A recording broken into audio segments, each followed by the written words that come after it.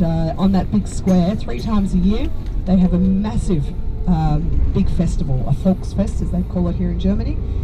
They have a summer one, a winter one and an autumn one. And it's fun fair rides, beer tents, all sorts. It's like a miniature Oktoberfest. It's fabulous. So this neighbourhood now, this is the Reeperbahn. It has been gentrified a bit in recent years. Some of the buildings we've just gone past there on the left are a good example of that. Here on the left-hand side, if anyone is familiar with the Eurovision Song Contest, this is where Germany broadcasts their whole evening from. So when they cross to get the points at the end of the night, it's broadcast from this square here on the left-hand side.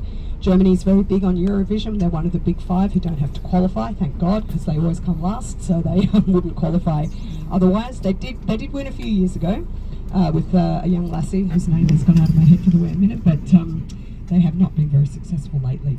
In the wintertime they have Christmas markets here, but they're Christmas markets with a bit of a naughty twist. So you have things like the stripper tent and Santa Claus on the mulled wine mugs.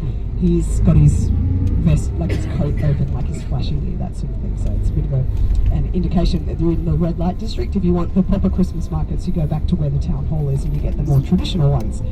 Overhead on the left-hand side, just beyond this sort of red container thing, is the police station. Here's the football fan shop for the football team I mentioned. You can see that skull and crossbones on the right as their symbol. So the police station there on the left, it's known as the Davidwache. And then just back behind it, in the streets back behind, that's where you find the ladies of the night, back there. So that police station, unsurprisingly, is the busiest one in Hamburg. But it's also, this is a neighbourhood with a very interesting kind of feeling, I suppose you could say. I actually spent a month living just one street behind the Reeperbahn in a flat share when my contract had ended. Actually, I was there for about 6 weeks. Anyway, I would come out onto the Reeperbahn of an evening just to go to the pub, and people were very, very friendly, not sleazy. It was quite surprising. You have this feeling that maybe this would be a really dodgy place to hang out, and of course there are things like that around here, but there's a really nice atmosphere amongst the people who live here as well.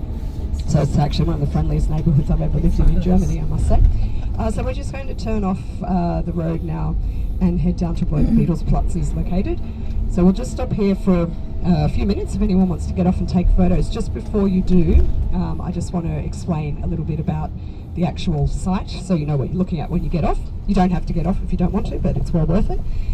So basically the square is actually a circle, and if you look from above, like from where I'm standing, you can kind of see it's like a record, like the old-fashioned vinyl records that most of us would have grown up with. And all on the ridges of it is the names of lots of different Beatles songs. So have a look.